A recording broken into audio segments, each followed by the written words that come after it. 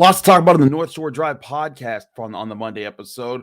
We're going to talk with Ray Fittipaldo about what's the ideal situation and what might the Steelers need to do to be aggressive in the first round to get the player that they absolutely need to add to their roster. We'll talk about that. We'll also talk about the Pirates weekend splitting with the Cardinals and how they get set up as they head to the Colorado Rockies and their record at this point. We'll also talk about the search to replace Ron Hextall and Brian Burke, replacing the entire new Penguins front office. All that and more on an action-packed North Shore Drive podcast from the Pittsburgh Post-Gazette. I'm your host, Chris Carter. Let's get into it. You are now listening to the North Shore Drive podcast, a show on all things Pittsburgh sports from the writers of the Pittsburgh Post-Gazette, hosted by Christopher Carter.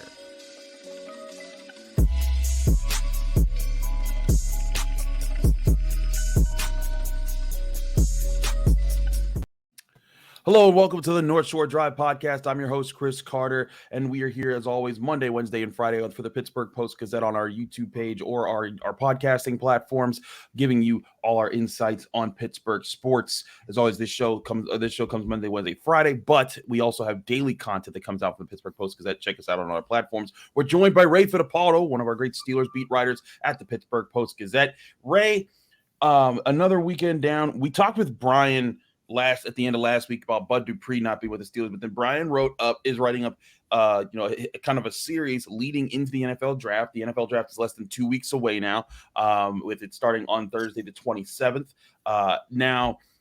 The first thing that he wrote that went up Monday morning was an ideal situation that worked out for the Steelers as far as, the players that they need to fall, and kind of talking about like the likelihood and where guys would have to fit in certain situations. One thing that happens in his list, and you can go check it out at post-gazette.com, 5 quarterbacks come off the board, including Hendon Hooker, the Tennessee quarterback who got injured at the end of the year, including a running back in Bijan Robinson. Also, players, more defensive line players and edge rushers came off the board. Nolan Smith went at 12. Kalijah Cansey went at 13. Also had 2 tight ends going beforehand. Brian's not writing that this is definitely how it's going to happen, but the likelihood of in this situation, he has, I think, 8 players that the Steelers could select at that point that would be good fits for that 17. An offensive tackle, that's 4 guys: at Paris Johnson Jr. out of Ohio State, Broderick Jones out of Georgia, Peter Skoronski out of Northwestern, Darnell Wright out of Tennessee, and then at corner you have Christian Gonzalez, Joey Porter Jr., Devin Witherspoon, and then defensive lineman Brian Brzee, Brian Branch of Alabama, the safety, and then of course Jordan Addison and Jackson Smith and Jigba.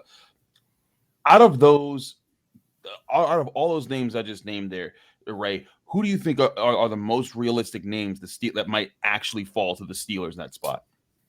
Yeah, well, that's a good question. That what Brian does is the best case scenario, and right. that certainly would be a great situation for the Steelers. The guys most likely to fall, I don't think Skoronski's going to fall that much. I think he's too good of a player, whether he's a guard or a tackle. The offensive tackles after Skoronski are interesting. I don't think all 3 of them will be there at 17, but there's a chance Wright, Jones, or Johnson could be. I'm going to go with Broderick Jones or Darnell Wright. I hate to pick 2, Chris, but I think one of those 2 guys, if they're there, I think that would be a great pick for the Steelers. And then in that situation that we just talked about, if all those corners are there at 17, boom, you go get yourself a corner at 32 because that second tier is going to be there early in the second round. So, yeah, for me, I think probably Broderick Jones has the best chance of being there. But even still, I know a lot of people are high on him. And, he's usually going somewhere between, 10 and 17. He's been mocked to the Steelers a lot here recently. I know you follow those mock drafts, or multiple people putting Jones with the Steelers. So he's usually in that range, like 10 or 12 to 17. So I'll say Broderick Jones is the most likely to fall on draft day. That would be very interesting because Broderick Jones, in my eyes, when I watch him on tape, Ray, I get excited watching him. I'm like, man, he's going to maul somebody. And if the Steelers got Broderick Jones without even budging, like that's the other thing. We've been talking about them trading up, and we'll talk a little bit more about that in a second. But if they didn't have to trade up and they still got one of these premier offensive tackles that comes in on the offensive line and probably gives them a boost. That's such a win in my eyes for this front office to not have to give up capital to get a player like that. And then you still have 3 more picks in the top 80 to go and get, more players to fit in different spots. Man, I think even if it's just Broderick Jones who falls to 17, that's a dream scenario for the Steelers. I agree.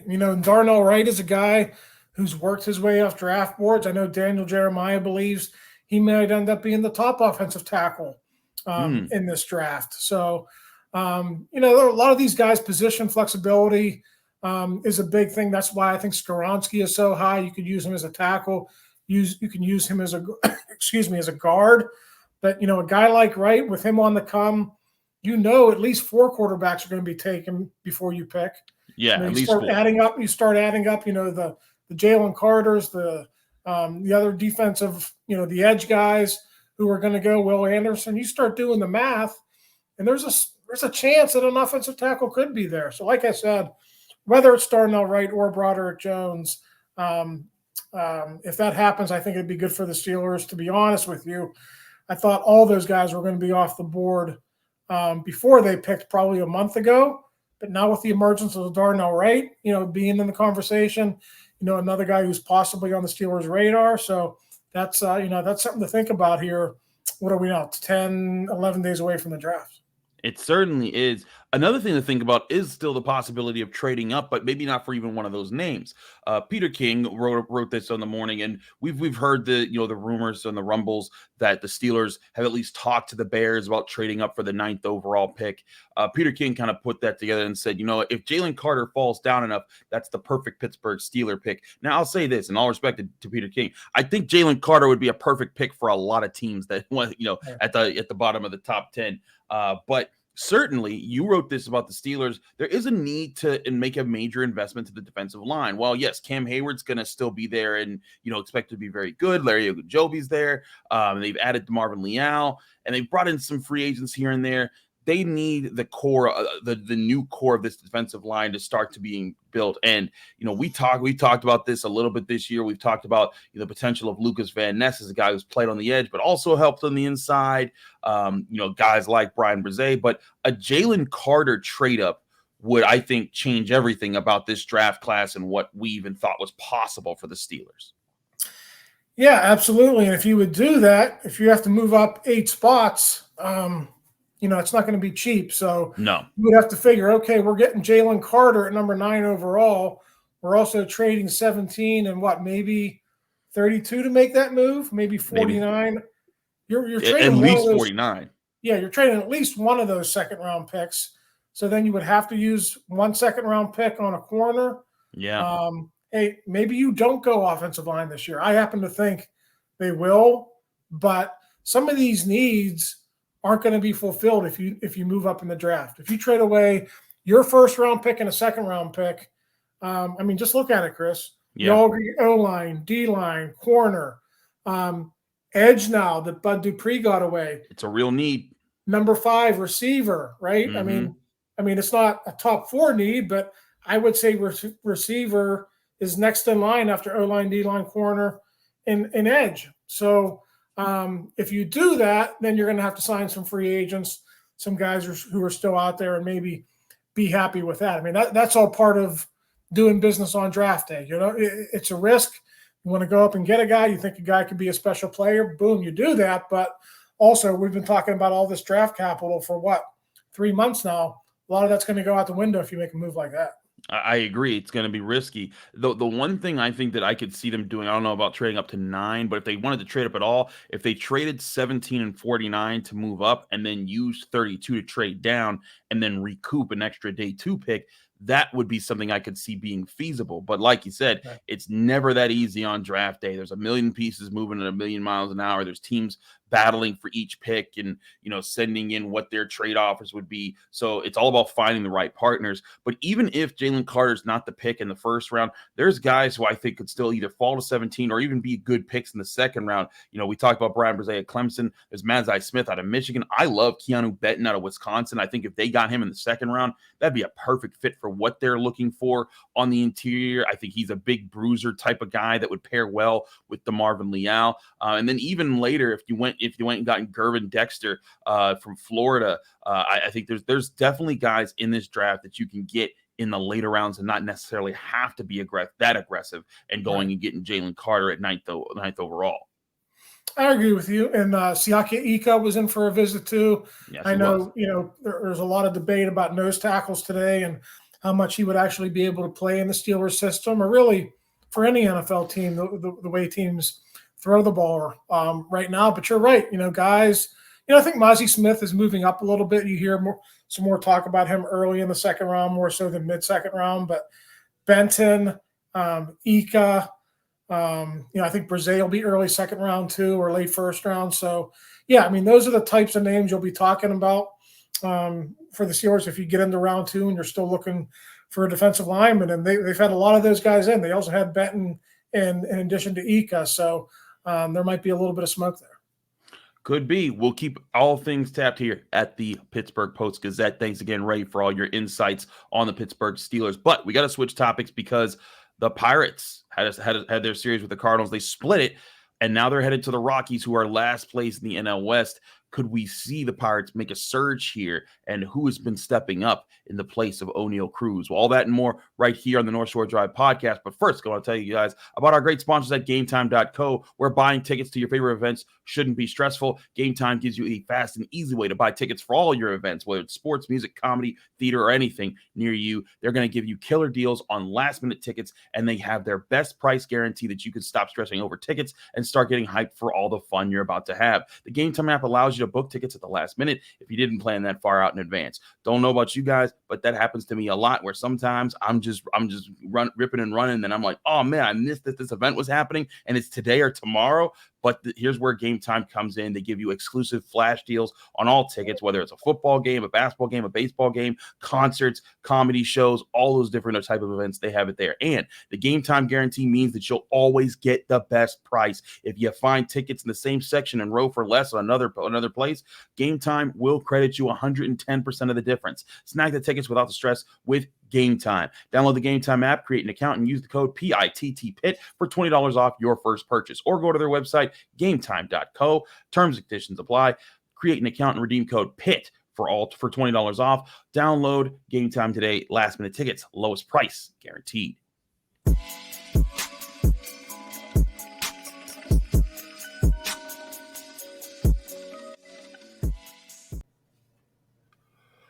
We're back here on the North Shore Drive podcast. I'm your host, Chris Carter. We're joined today by Jason Mackey, who's out on the road right now. Now, as you're listening to this, he's probably in Colorado by that time. But we're recording with him early on Sunday because I wanted to get to talking with him while he was still in St. Louis after the series. The Pirates lost Sunday 5-4, splitting the 4-game series with the Cardinals.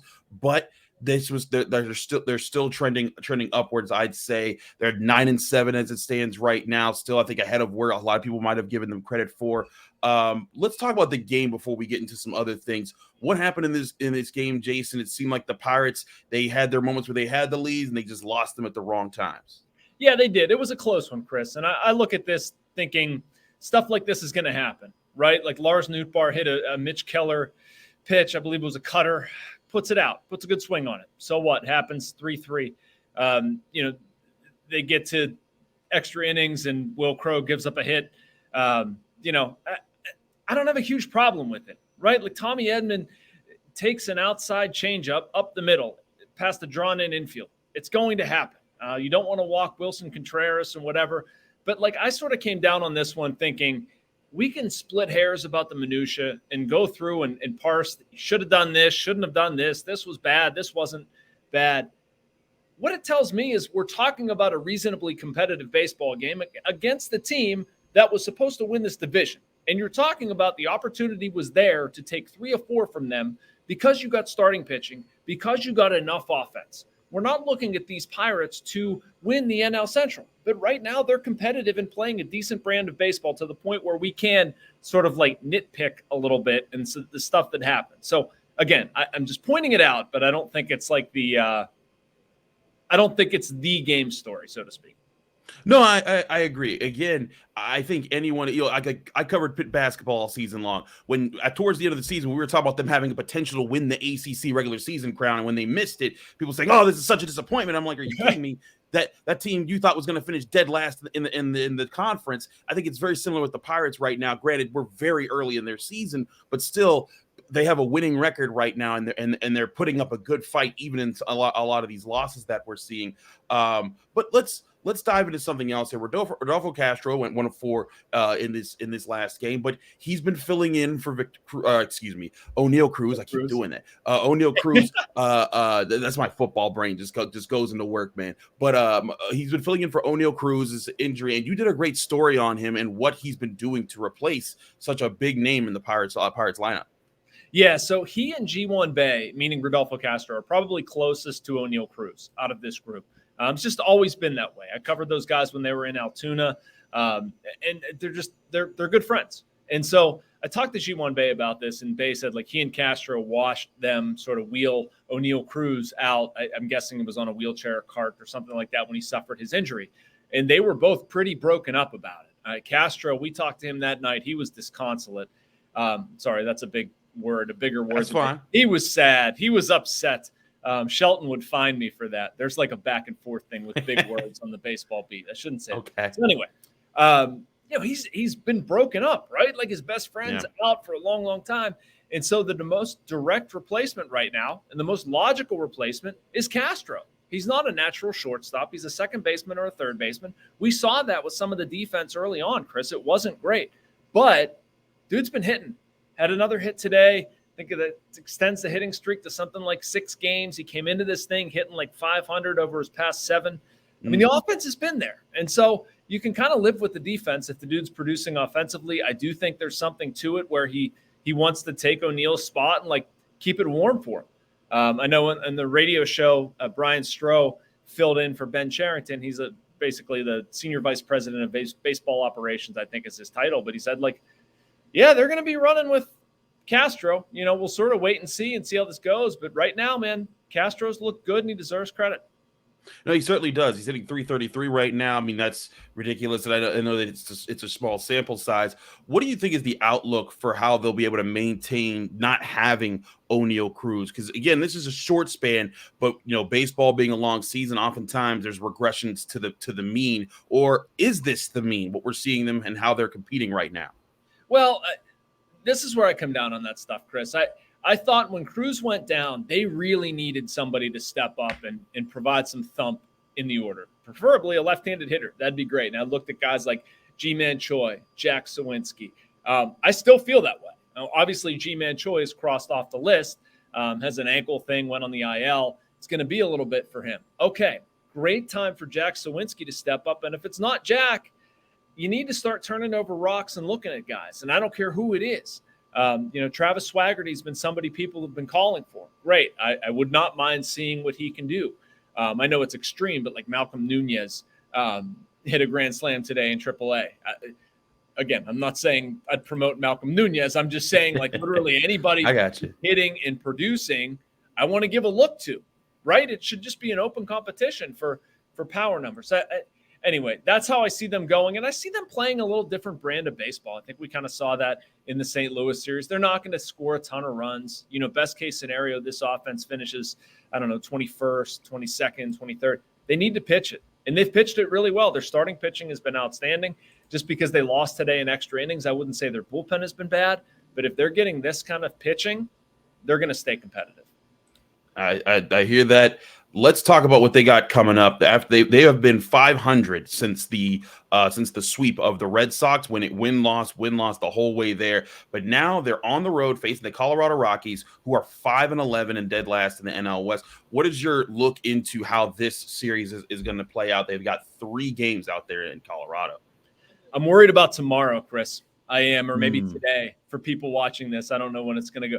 Kyle Freeland starts for the Rockies, and he has owned the Pirates. He's been really good against them. I think an ERA under 2 or 3 over his past 4 starts. He leads the National League in ERA so far. I mean, he's going to be a tough matchup for them. I also think it's going to be a really interesting start for the Pirates, at least on Monday. Rich Hill gets the ball, and he was better his last time out, certainly, but those first 2 starts were not good. Rich beat himself up pretty good. Some balls sailed on him. It sort of can tilt either way, right? Like the Pirates would have liked to get this one.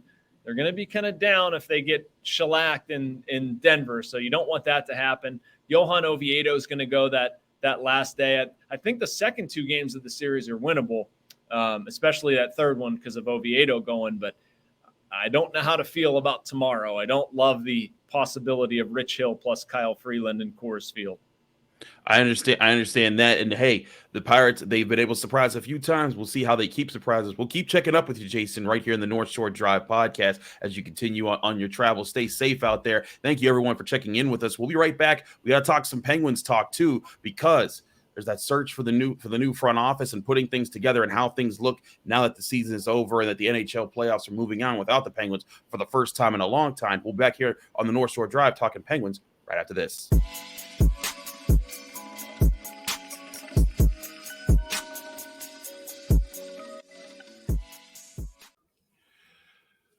Back here in the North Shore Drive podcast, I'm your host, Chris Carter. We switched to Penguins, where we talked to Matt Vensel. Now, Matt, the last time we talked was Friday, and when we did, we recorded early in the morning, and you noted, hey, this firing of Hextall and Burke could happen any minute now. And sure enough, about like minutes after our video was posted, it happened, and you had to go into full work covering the situation. So the thing that Penguins fans were hoping for, that we're cheering to fire or chanting to fire Hextall, that has happened. Brian Burke's out, and the front office has been cleaned out. But now the Penguins start their search. You have any like initial notes on what the Penguins search is going to be like?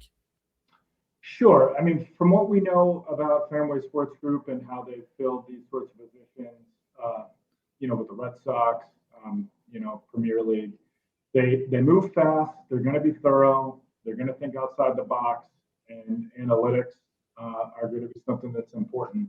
I don't know if they're going to pick someone who's strictly an analytics person to lead the charge, but I do know they're building out their analytics staff. So whoever, and they're probably going to make multiple hires here, but whoever they hire is at least going to have to be, receptive, embrace analytics. So, and it could be a man or a woman. And I know that's one thing that Dave Beeston said. He made a point, like he or she, when talking about who he was hiring, and also maybe they go outside hockey as well. So everything I just said kind of speaks to how wide of a net they're going to cast here, but they're going to cast a wide net.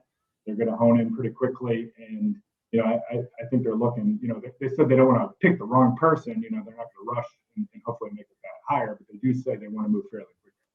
When you talk about that speed and that quickly, what kind of a span are we looking at here? A month, a couple weeks? Is this something that's just kind of resolved before we even finish the NHL playoffs?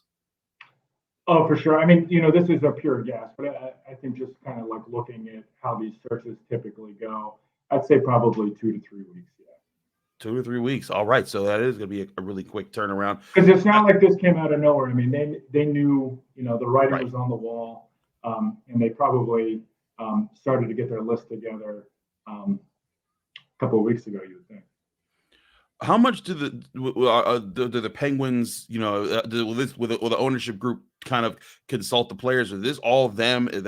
Are they talk to Sidney Crosby, or are they making the decisions that, hey, this is what we see and this is how we're gonna move forward with this front office?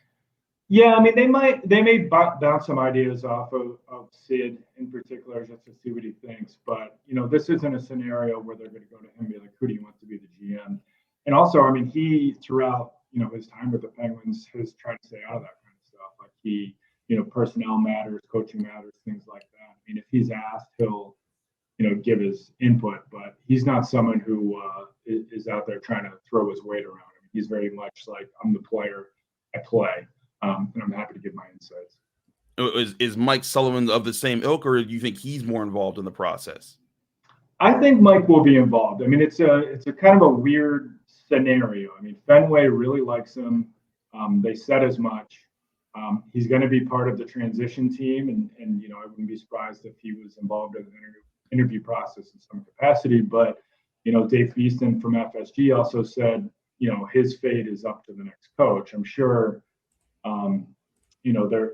they're going to want to hire a coach or a GM who's in line here. So it'd be very surprising if they were to hire somebody and that person would be like, all right, you're gone, Mike Sullivan. But it is kind of like a weird dynamic where they did stop short of saying that Mike Sullivan will definitely be back. But I think it'd be surprising. It'd be very surprising. I hear you on that. All right. Give us some, like you talked about analytics. Give us some names who you have an early eye on, like the type of GMs and what kind of pedigree that these people bring. Sure. Yeah. I mean, I think the one everyone is talking about is Kyle Dubas. He's the general manager for Toronto. If there's buzz, I mean, a lot of pressure up there in Toronto that if they don't make it out of the first round, he could be let go. Penguins also might have the ability to offer a promotion, which would allow them to get to Dubas as well. But he's the name that a lot of people are talking about. He has an analytics background, but he's not solely analytics. And, he also knows what it's like to deal with a lot of pressure to win up there in Toronto, knows about building around an expensive core. So there's a lot of boxes that he would check. Eric Tolsky is a man who always comes up. He's very much an analytics guy. He's with Carolina. He is considered one of the top analytics people in the league, and they have a very good young team, a very analytically inclined team there in Carolina. Matthew Darch from Tampa Bay is another name. And then Jason Botterill, I know we always have to throw out somebody who has Pittsburgh ties. But I do think he's somebody who can make sense as I won't call him a retread, but he was an executive here in Pittsburgh in the back-to-back top teams. He went to Buffalo, kind of got fired early because of the ownership up there putting a lot of pressure on. And now you see the foundation he built almost got Sabres into the playoffs this year, and they look like a team on the rise. I mean, he did a great job at the Tage Thompson trade. So he's in Seattle right now. He's another person who makes sense. I mean, of all the people who have been here previously, including former GM Ray Shero, I think, Botterill is the one that actually makes sense. Okay, that sounds interesting. Now, you mentioned before them being interested in adding women to the Penguins front office here. Are there any candidates that any women candidates that stick out to you that we might be hearing their names soon, at least being talked to? No one specifically comes to mind. You see a lot of names thrown out there, and I think that kind of speaks to the fact that only just recently have we started to see women get more elevated roles with teams. I mean, getting hired as scouts, getting hired as assistant GMs, and things like that. So I do think they will look to, bring in multiple women, I think, for interviews, because it seems like they're going to cast a pretty wide net. I just couldn't pinpoint who those people are going to be because we don't see a ton of people elevated in those roles. But it'll be interesting to see, especially if they do kind of a multi-tiered front office like they did previously with a president of hockey ops and general manager. They also need to hire an assistant general manager. So I think definitely some women will be involved. It's just hard to pinpoint who that person will be right now. I understand that. I wanted to ask you, what is going to be the biggest factor you think that plays into the style of GM that they're looking for? I guess the theme of recreating this front office right now. What are they looking for to kind of build on with this core, but also set up the future of the Penguins and what will be the next steps when this core does eventually break up? Well, one thing they said was forward thinking. And that's just, embracing the evolutions of the game, the business of the game, things like that. I think particularly in terms of, analytics on the ice, but also the analytics of cap management and player value and things like that. I mean, we look at what happened with the previous regime and some of the contracts they handed out.